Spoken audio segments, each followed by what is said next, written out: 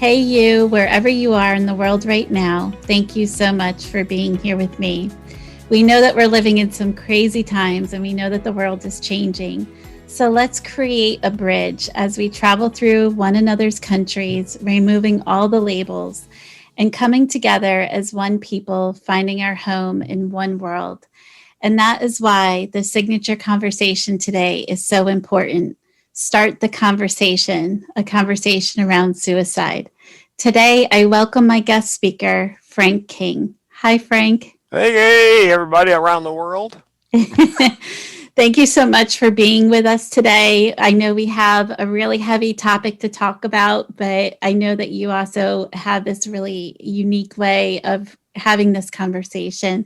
So, with so much gratitude, thank you for being with the show today and for our audience. And I'm just filled with gratitude because I know this is such a necessary conversation for the world to hear. And going into this space is not always easy or to hear, but also to digest. So I Yeah. just really appreciate you spending this time with us today.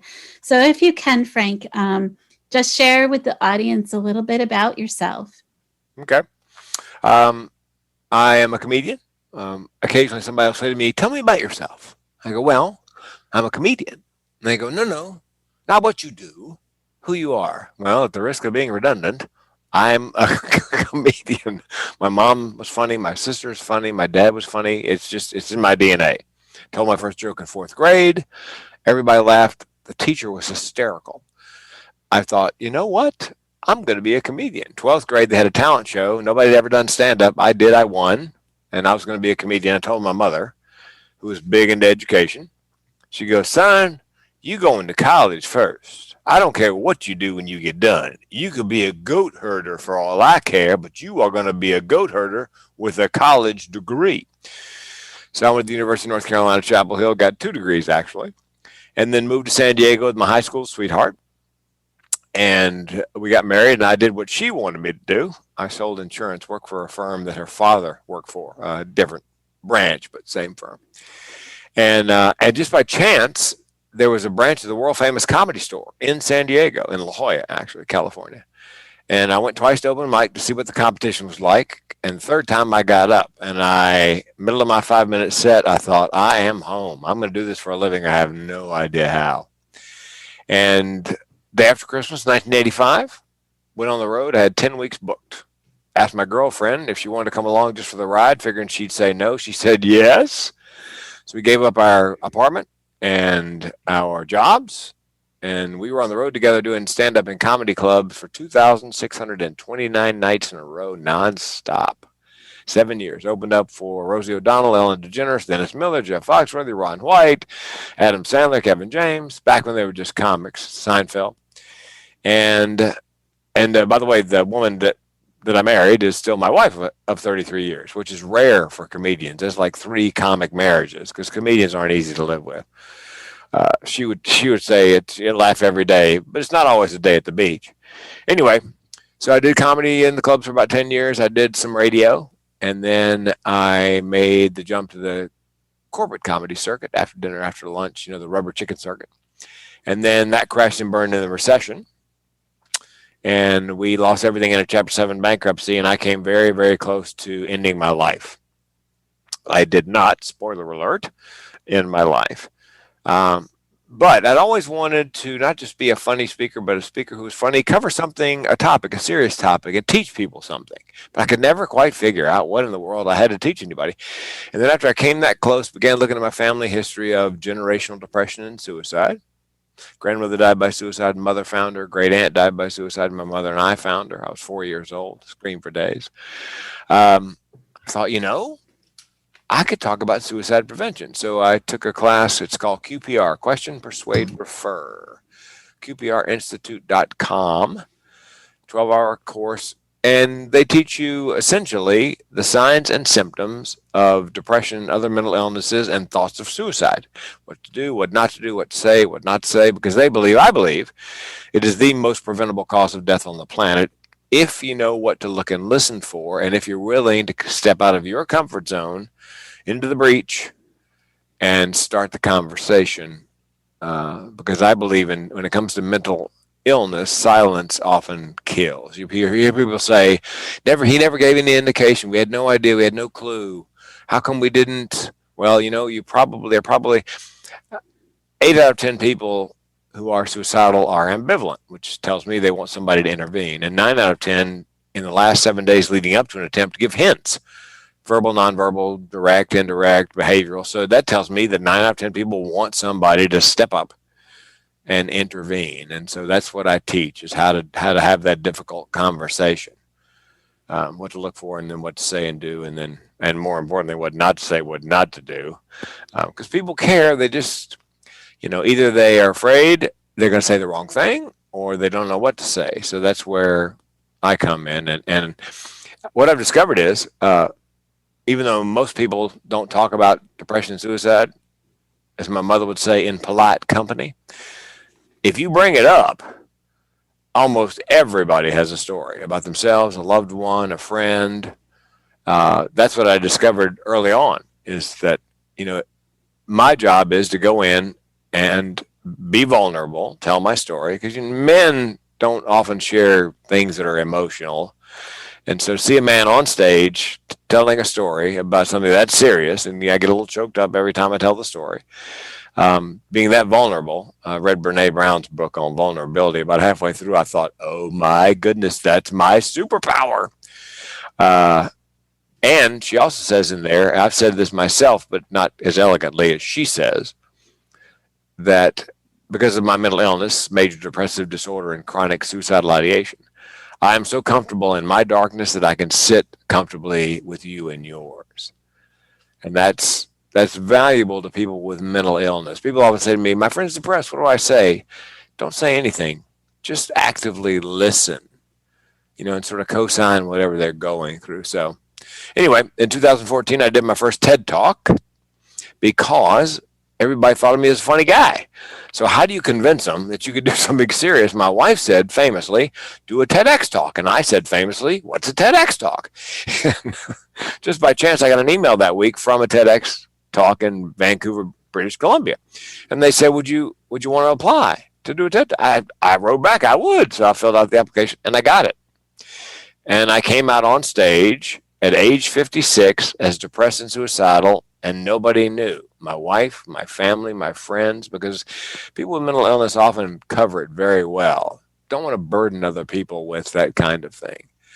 But I came out on stage, and then since then I've done 4 more TEDx talks, each one on a mental health topic, a different mental health topic. And now I coach TEDx. After doing 5 of them, people kept coming to me, hey man, help me get a TEDx. My business coach goes, Frank, I know you're doing those for free. That's going to stop. So I give the first half an hour for free now, or a little more, more or less.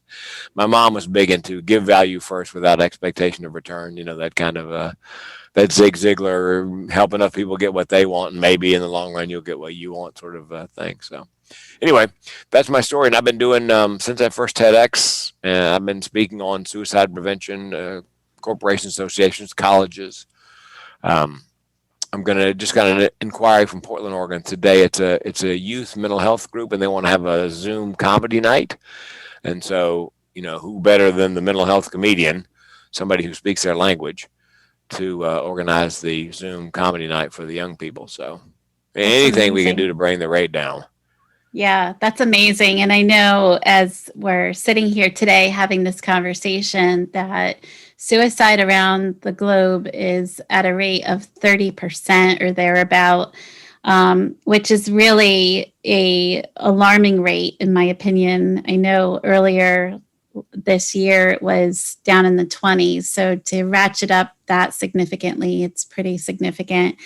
And as you were speaking, I know you kind of ran through this really fast. I know you were 4 years old and, you had this experience, mm-hmm. and you said that you had screamed for days, and I can't even imagine, what that was like for you. And, I'm sorry you had to go, through that experience, but you said something really key that, people are afraid to speak up and, talk to other people about this if there's some red flags or something that's happening. And I know personally I've had this experience where I was approached by knowledge of someone who was in that space and, calling out for help. And I know personally what I did. And, part of it, as you said, was just listening. But I think that connectedness is so important just to get, in front of them and help them in whatever capacity of the space that they're sitting in. But if you could, for our audience, if our audience is listening right now and there's someone that they know that may be in that space, what are some tools that you can offer to them that would help them connect with that person in their life? Well, what I teach in my keynotes and my trainings, I've got up to a 3-hour CE on suicide prevention. Matter of fact, the state of Washington has mandated that all healthcare providers, chiropractors, nurses, doctors, social workers, all have to have 3 hours of suicide prevention CE, or they cannot renew their license, which I think is brilliant. Yeah. Dentists, hygienists, same thing. What I teach is signs and symptoms of depression or other mental illness and thoughts of suicide. Because again, if 8 out of 10 are ambivalent, 9 out of 10 give hints, that tells me if we just know what to look for, listen for, and are willing to step up, that we can prevent a suicide. And you don't have to be a clinician to prevent a suicide. Anybody who takes an interest, and this is not therapy, it's just planting seeds of hope is what we're after. So I tell people, well, the signs of depression, just a couple of them, are withdrawing from social activities, although we don't have many social activities right now. But when we do that kind of thing, people withdraw. They distance themselves, or they physically distance themselves by moving. They oftentimes have trouble getting up in the morning, but rally in the afternoon, which is deceiving. It's either you're worried about them in the morning, and then in the afternoon they seem, on top of the world. Here's one you can spot on Zoom. There's Zoom casual, as I'm wearing today, my button-down casual shirt, no tie, no jacket. But then there's depressed casual, which means oftentimes people who have depression let their personal hygiene go. If you look at them on Zoom and you notice their hair's a little dirty and their clothes aren't as clean as usual, it may be because they're having difficulty getting out of bed to hit the shower and then run a little wash. So that is a big sign, and one you can actually spot over Zoom. What I talk about in my keynote is what not to say, because people say, what do I say at that point? Well, here's what you don't say. Pull yourself up by your bootstraps. Turn that frown upside down. Have you tried fish oil? Here's what you do say. If they, in fact, admit they are, living with depression. Okay, I'm here for you and I mean it. I know you're not crazy, lazy, or self-absorbed. I know that depression is a mental illness. The good news is with time and treatment, things will get better.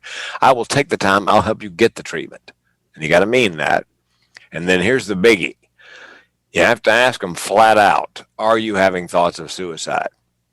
And if you can't ask that question, I would recommend you find somebody who can. It's a difficult question to ask. Now, there's an old urban legend that you should never mention the S word, suicide, in front of somebody who's depressed. And as a comedian, I love the reasoning. It might give them the idea. Yeah. Suicide, what a great idea. Why didn't I think of that? Trust me, it's crossed their mind. Now, let's say they do not admit to having thoughts of suicide. How would you know? Well, there are signs.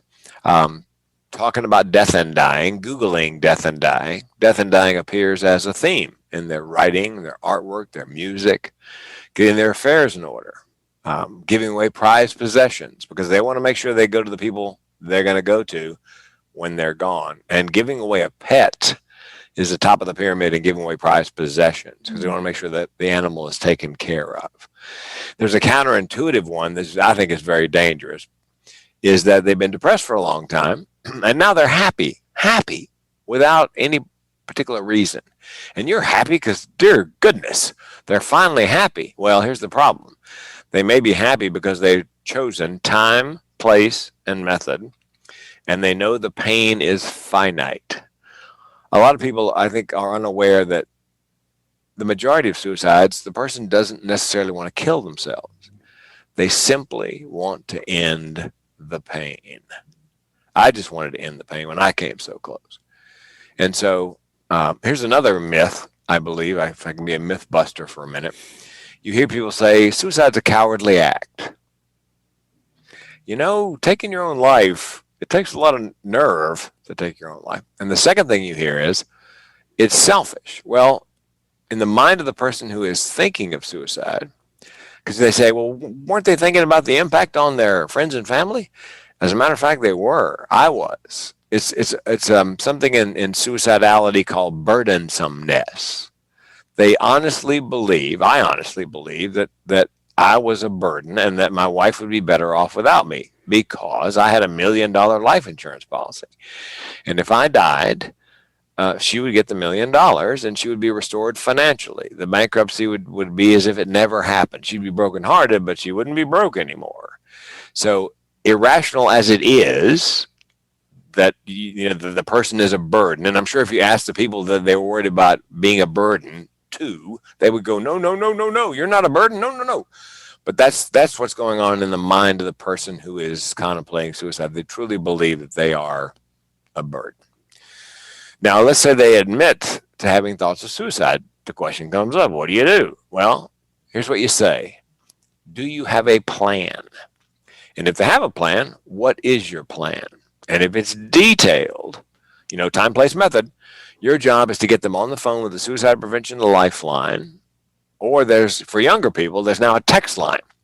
In the United States, you text the word help or connect to 741-741, and there'll be somebody roughly your age as a young person on the other end, because young people seem to be more forthcoming in text than they are like us old people.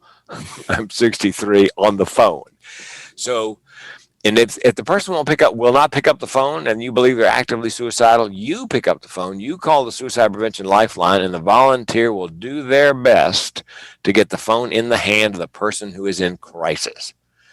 Now, the question comes up, when do you dial 911? If they're an immediate threat to themselves or somebody else, you have no choice but dial 911. Now, that's going to buy them generally a 3-day involuntary detention order, and they're going to be in a mental health facility locked down for 3 days with no belt or shoestrings, but they'll be alive. Now, let's say they have a plan, but it's not particularly detailed.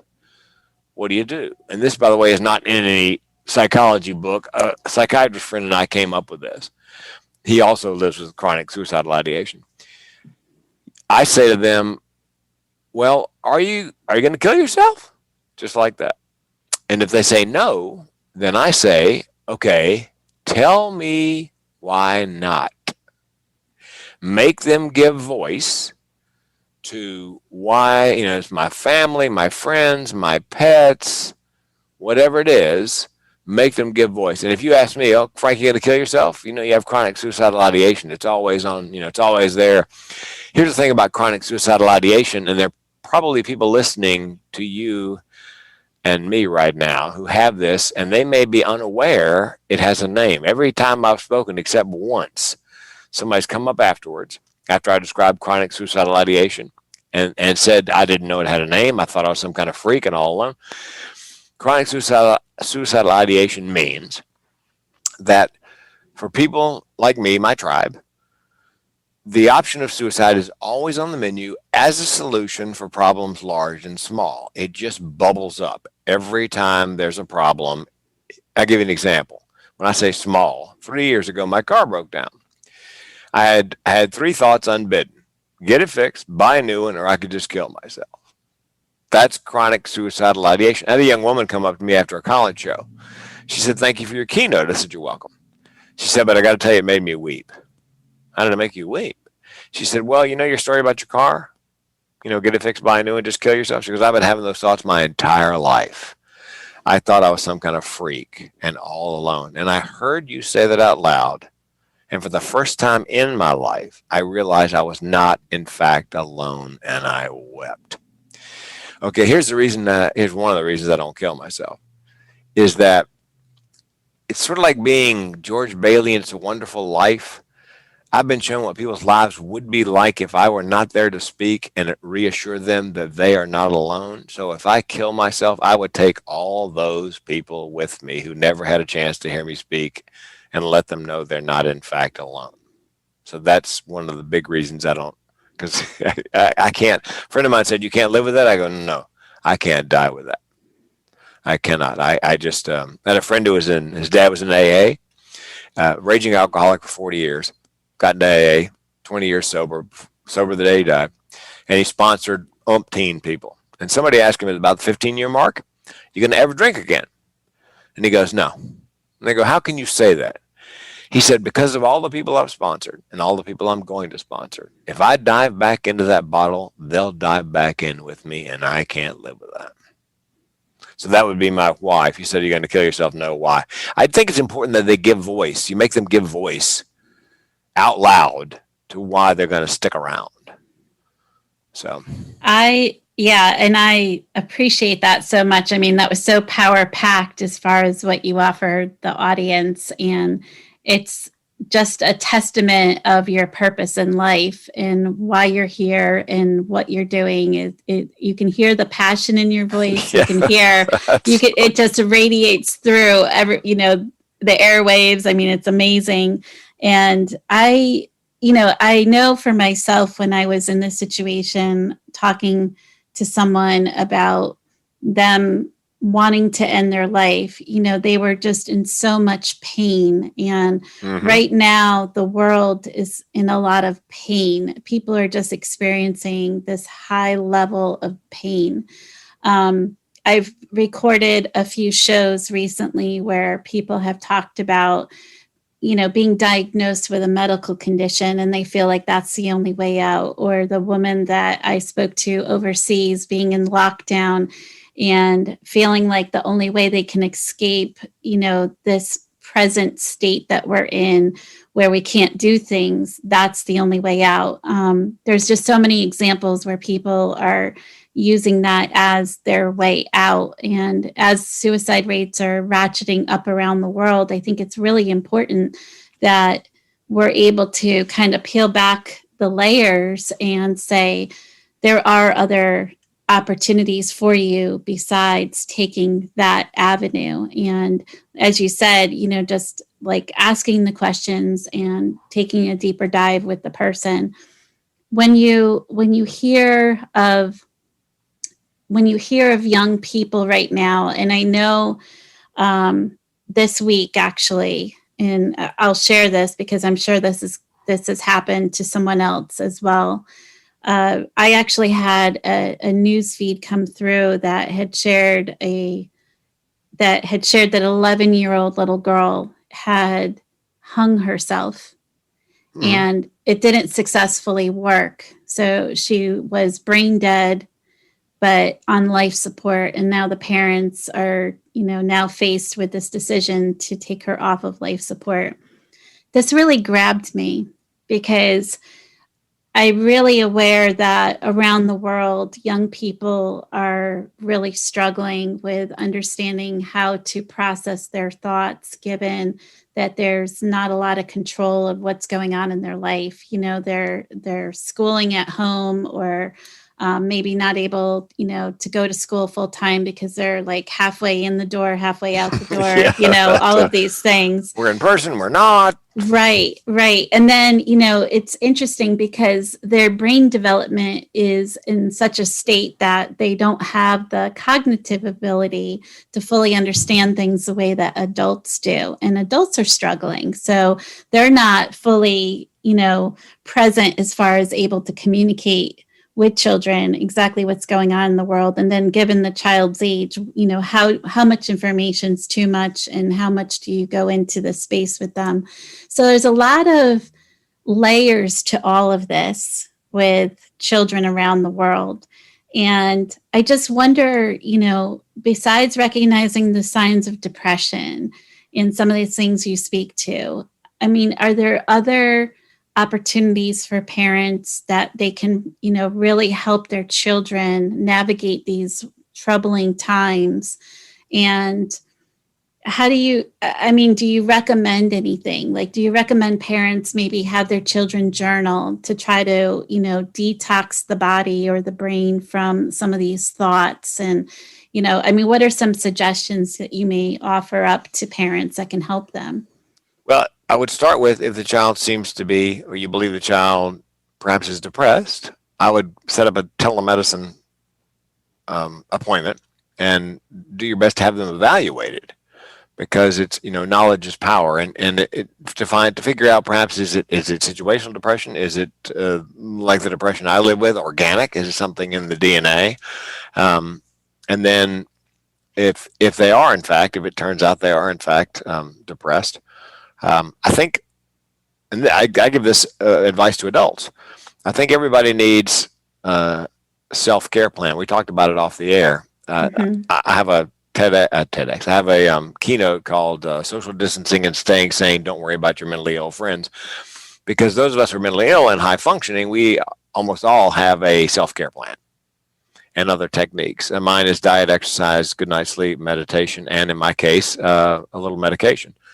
And I also recommend a routine. Everybody's routine has been just blown out of the water.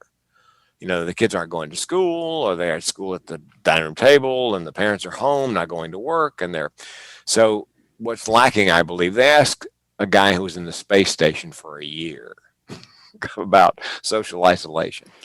You know, how? And he said one word: routine.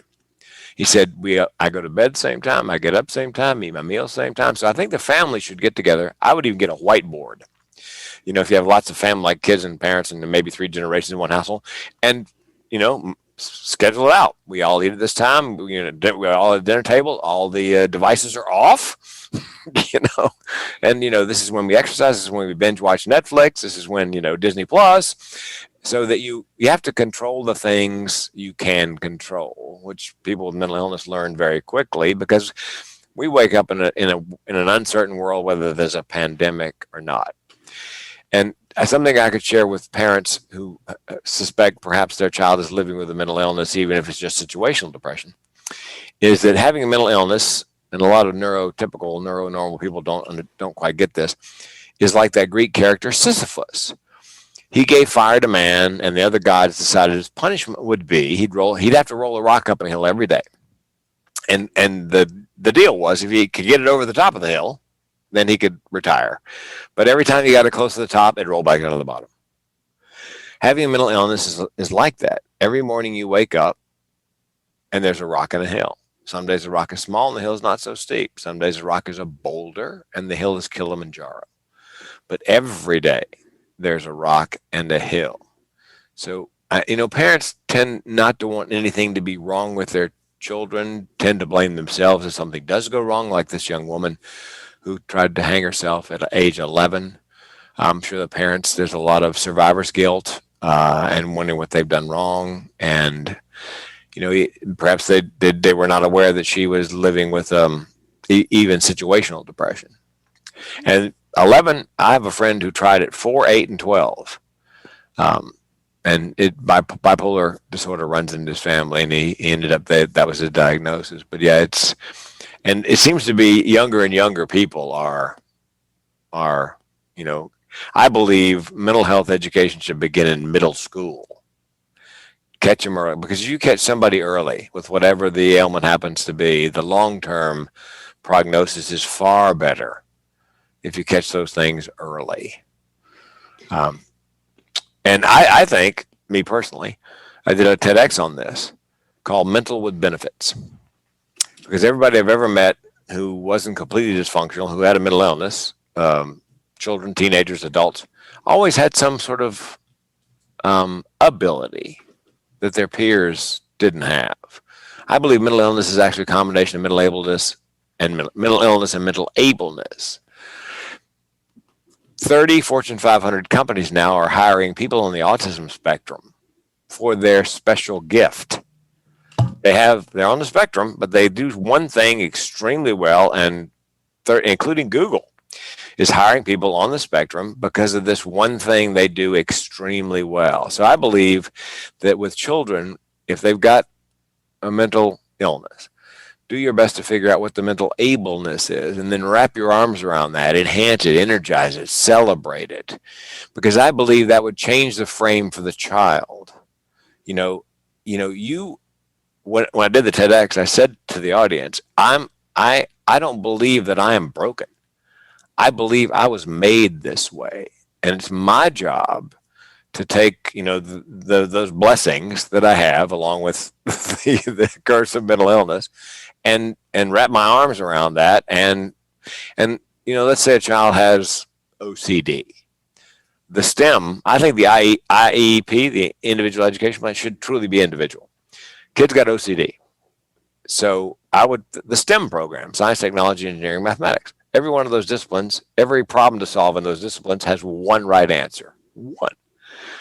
And so why not put the young person in that STEM program and then steer them on a career path to an industry where they value precision and attention to detail.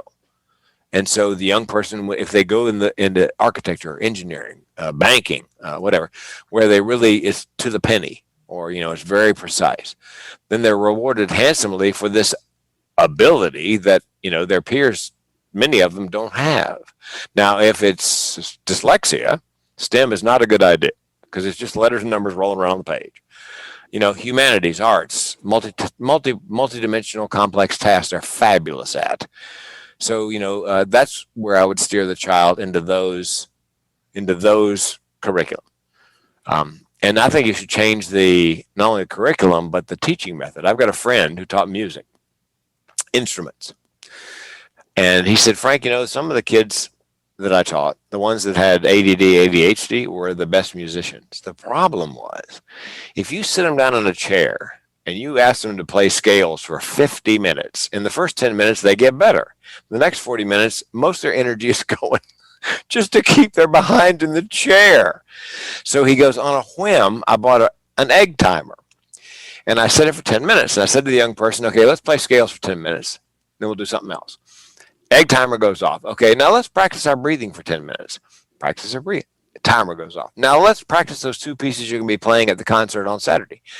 Egg timer goes off. He goes, the improvement was amazing, because they're not having to spend all that energy to sit still, because they know 10 minutes on something else, 10 minutes on something else, which I thought was brilliant. So I think that is a message. We need to make the individual education plan truly, down to the point where I don't think every 6-year-old belongs in first grade, and every 7-year-old in second grade. I think, again, we should adjust to fit the child's abilities. Yeah, and that probably is in the distant future. I'm not sure, given how things move. It's not very fast. But this conversation around our children, I am also wondering too. Is this something that we teach the children how to recognize this within our social circles? And the reason I bring this up is because I know for my own children, when they were going through middle school and even high school, they knew of someone who was in the bathroom and they were cutting, or they were, doing self-harm to their bodies. And it's such a difficult stage of life, because, there's so much emphasis on the differences that are made to feel like that they're bad, or because of their differences, or those highlighted differences, and it just perpetuates the self-awareness of maybe those internal thoughts around why they are feeling different, right? They're being highlighted by the peers. So I just wonder, if this is something that should be more mainstream in conversations among the middle schoolers and the high schoolers. Like, this is how you can recognize some things in your peers, so that they're also alert to how to help one another. Because a lot of times it's like this 11-year-old that we were talking about earlier. Nobody had any idea. No idea. So for those parents that are grieving and, had to pull the life support plug on their daughter, I mean, they're just shell shocked and they're going through a tremendous amount of agony and grief. And to your point, that survivor's guilt and all of these different things that they're probably questioning, looking back in time, is part of this educating the children as well as the adults and how to recognize the signs. And are they capable of handling this kind of information? I'm not sure. What are your thoughts around that? Well, I think if you make it age appropriate, let's say that the middle school where the 11-year-old attended, the one that is on life support, what should be done is they should have someone come in for both teachers, staff, and children, different sessions, and do what's called suicide postvention. Because everyone has questions. Every adult probably has survivor's guilt for not spotting it. And so you need someone to come in and decode what happened. And then once you're done with the postvention, then I would say then you begin with the prevention part of the sessions, so it doesn't happen again. Or if it does look like it's going to happen, the young people will be able to recognize the signs and symptoms, because oftentimes it's a child who saves another child. I've got a friend whose daughter was in her early teens, and one of her peers in her class was doing, I think she was cutting or burning, some sort of non-lethal self-harm, but also was making dangerous noises that she was thinking about ending her life. And so my friend's daughter marched down to the school counselor and said, look, I think, whatever her name was, is seriously considering suicide. And that's the reason that young woman who was considering suicide is alive today, because one of her peers stepped up and, took responsibility and marched down to the counselor's office. So I think if we educate, again, beginning in middle school, at age appropriate, you don't want to, don't trigger anybody in middle school. Yeah. We teach them about all sorts of other things, tobacco cessation and drugs and alcohol and, the sex education. And so I think at the appropriate level, and I think every parent should take what's called mental health first aid, mentalhealthfirstaid.org. It's an 8-hour class. They throw in lunch. It costs anywhere from $0 to I think $25. And there's a youth one and an adult one.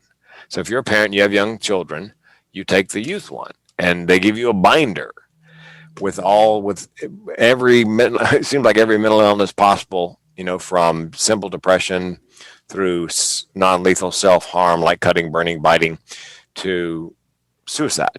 And it has signs and symptoms. And then again, what to say, what not to say, what to do, what not to do, then resources. So, and finally, there's an outfit called NAMI, National Alliance Mental Illness, in AMI. They've got a chapter pretty much in every county in the country. And I've got a friend whose son is schizoaffective, lives with schizoaffective disorder, and it was tearing the family to pieces. And he found NAMI or NAMI in AMI, National Alliance Mental Illness, and they have a 12-week class for families, parents, on schizoaffective disorder. How do what do you say? What don't you say? What do you do? What don't you do? How do you find resources? And they have family-to-family counseling. So you get families together who have a child or loved one with schizoaffective disorder. And it saved the family and probably the young man. And here's the best part about the National Alliance on Mental Illness, NAMI. Everything they do is free. It's volunteer driven. They have a couple of employees, executive director and an executive assistant, but everything else, it's all volunteer.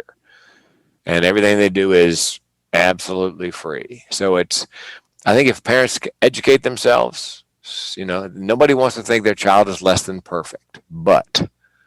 And think about this: if parents took the mental health first aid class, and let's say they're driving carpool, and they've got more than one child, more than their children in the car, and they hear something or see the sign of something that they've learned to recognize, It's called gatekeeper training. You're standing at the gate, you're watching people come and go, and as they're going, you're paying attention to everybody coming and going, and it's your job to spot the signs and symptoms, the danger signs, the dangerous symptoms, and then know what to do.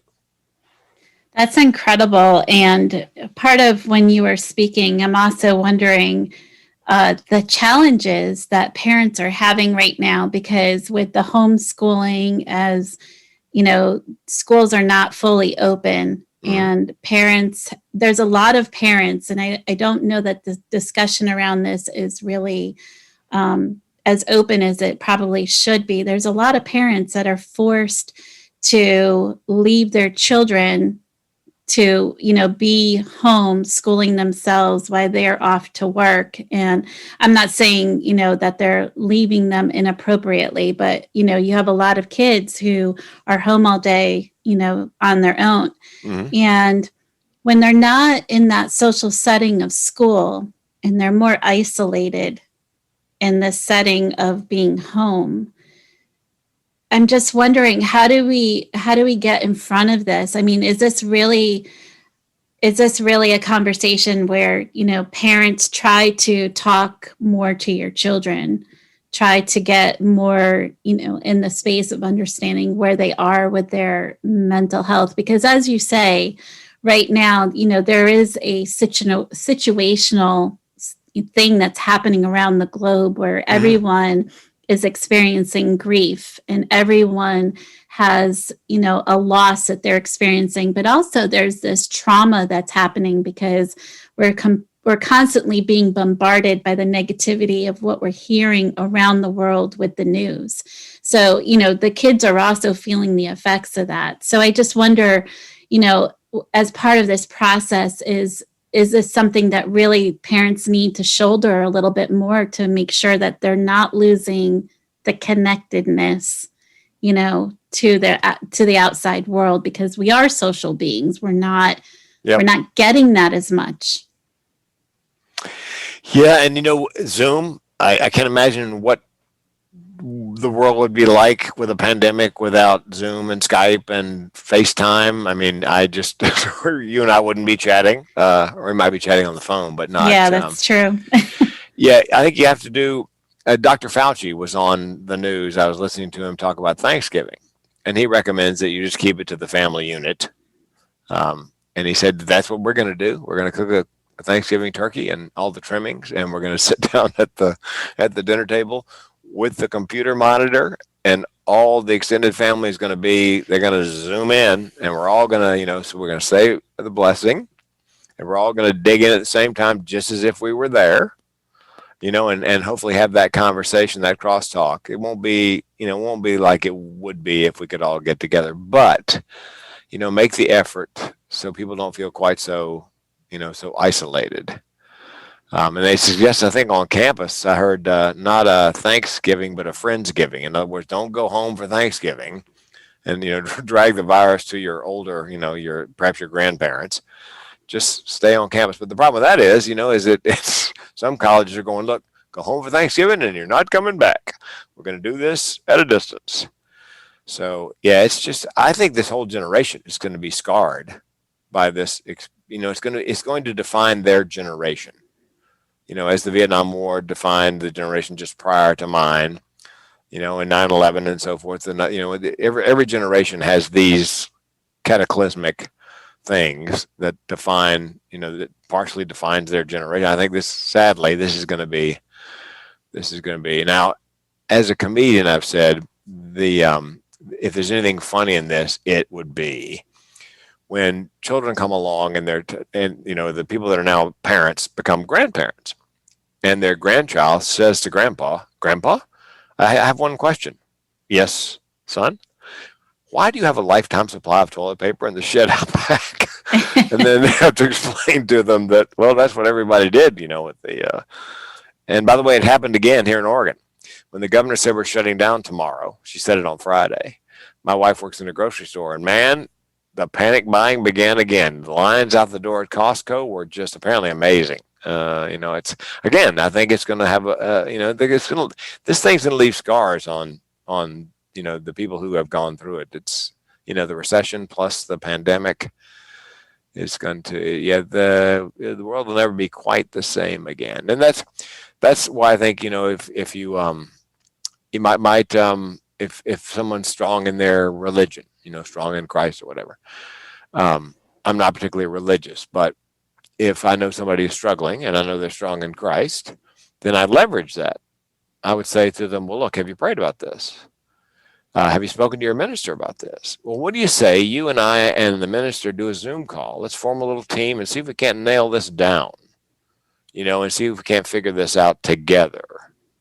So I recommend if somebody is struggling, a mental health professional, another family member, a scout leader, a coach, anyone the child has respect for and that cares about the child, form a team. We're all in this together. Let's if we're in this together, let's get in it together and leverage whatever relationships the young person has with with adults who are positive and positive thinking and and want to improve the situation.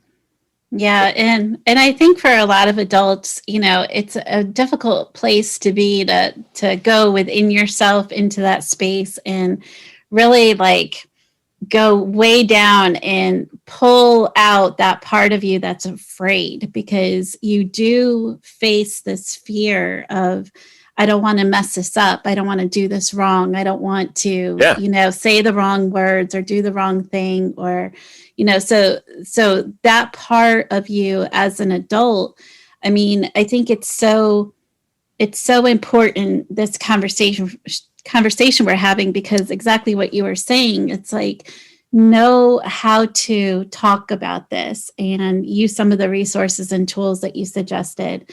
I mean, you've given some great resources, the mental health firstaid.org you had mentioned. I mean, there's so many things that you'd mentioned during our conversation that are so impactful. But I think it's also important that, the adults remember that this person that you're working with, even if it's another adult, like they do have a purpose to be here, just like you do, Frank. And reminding that person that you have a reason to be here is so powerful, because they literally could take this situation and turn it inside out like you've done and just change the world, because we have no idea how many people are going to be changed just having this conversation, you and I. Yep. So, and, even my own personal story, like I have no idea how many people will be impacted by my personal story, which is why I'm so passionate about getting in front of everybody as well. And I just, it's really interesting because every show that I do, I ask my guest speaker, if I found your earth angel feather on the ground and I picked it up, what would your message to the world be? What would your message be? Start the conversation. And be that's brave. Yeah. Be brave. Step out of your comfort zone. Because we know that 8 out of 10, 9 out of 10, we can save by simply by doing. When I close out my TEDx and my keynotes, I say this. The good news is you can make a difference. You can save a life. And you can often do it by doing something as simple as what we're doing right now. And that is starting a conversation.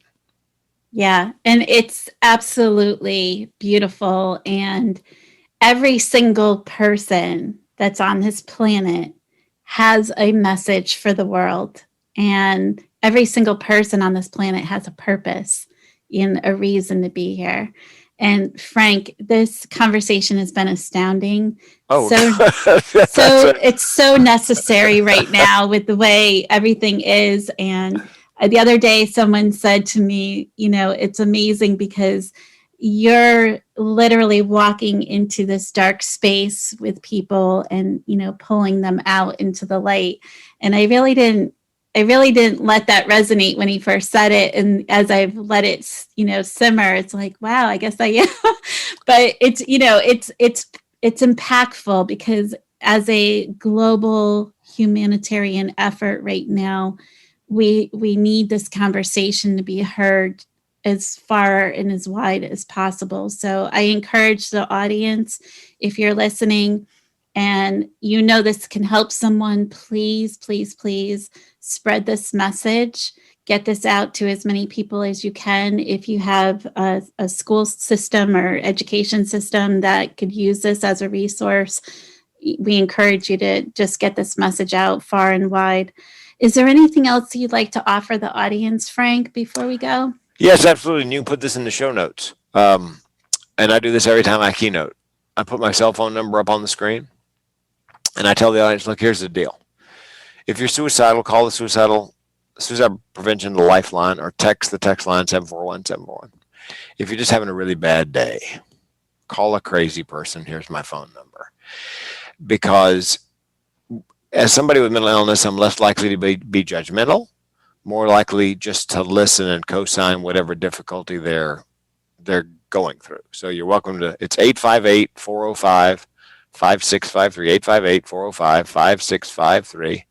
And like I said, you're welcome to call. People call. Sometimes it's about themselves. Sometimes it's about a loved one. They got a question, where do I find resources?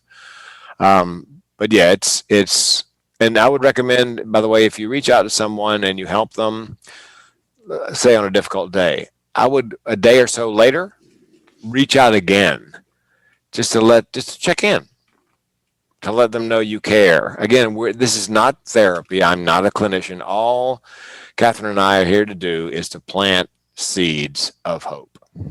Absolutely. And I am so filled with gratitude for your time today, Frank, and sitting here with me and having this conversation.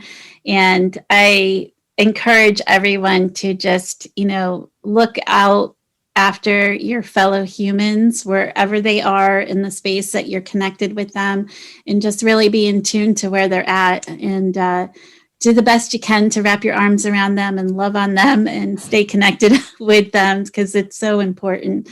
Frank, thank you so much. It's really been a pleasure. Thanks for having me. Absolutely. And that's all we have time for today. This is Catherine Daniels with Retreat to Peace, reminding you to live your authentic life with peace. And as always, retreat to peace. We'll see you next time. So welcome back. And holy moly, was that incredible what Frank just shared with the audience and all of his knowledge. I know for a lot of us, there are people in our life right now that are really struggling. And it was really vitally important for me to have Frank on the show, sharing with the audience things that are really impactful and powerful to help one another. I don't take our conversation around suicide lightly. I know people who have personally been affected by this in their life. I know the scars that it leaves. And I just really wanted to do my part to put this out into the world to help everyone. Part of the reason I'm coming back on is offline, Frank and I had a really interesting conversation around where we are today, what's happening today. And he had shared with me something that I thought was really profound, something that took me aback a little bit in regards to my understanding and what I thought was actually happening, but what I realized was not correct. So he had shared with me that the population of people that are most greatly affected in today's world right now is actually our young adults. He had shared with me that 11-year-old girls especially are the population of greatest concern. I had shared with him that I have an 11-year-old niece, and that does sound some alarm bells for me personally. And I just asked him what it was around this demographic that was causing this. And he had stated that the experts in the field are trying to figure it out. They don't actually know. But one of the things that they attribute to this is that there is a 40% decline in socialization with their peers. Now, I have a friend who has a young girl in this age group. And one of the things that she had expressed to me was how important it was that she continued to allow socialization, of course, cautiously, given the state of the world the way it is. But if it came down to whether or not there was the socialization or having dinner, it was chosen that the socialization was a higher priority and she would have dinner when she was done or later in the day or when she was hungry. And some of the rules that had always been adhered to went to the wayside. So I just share this with you because I think it's really important that people know. And there has been a shift from young adult males to the young adult girls, females. So please be aware of the people in your life. Keep checks on them, and especially the children. And again, just open the conversation, like Frank said. Open the conversation among your families, among your friends, and just continue to persevere. And if you're interested in subscribing to the email list, the ongoing healing toolbox that is individual and unique to each person, please jump on to www.retreattopeace.net and sign up for the email list, get connected, and get connected to the community. There's a lot of people that really need support right now, and the Healing Toolbox is something that is accessible for free and will allow you to gain some tools to help your own inner peace as far as your healing process. So thank you so much for being with us today. It's greatly appreciated. And again, sign up for retreattopeace.net, our email, and I look forward to seeing you next time, having a conversation with our guest. And as always, Retreat to Peace. This is Catherine Daniels. Have a great day.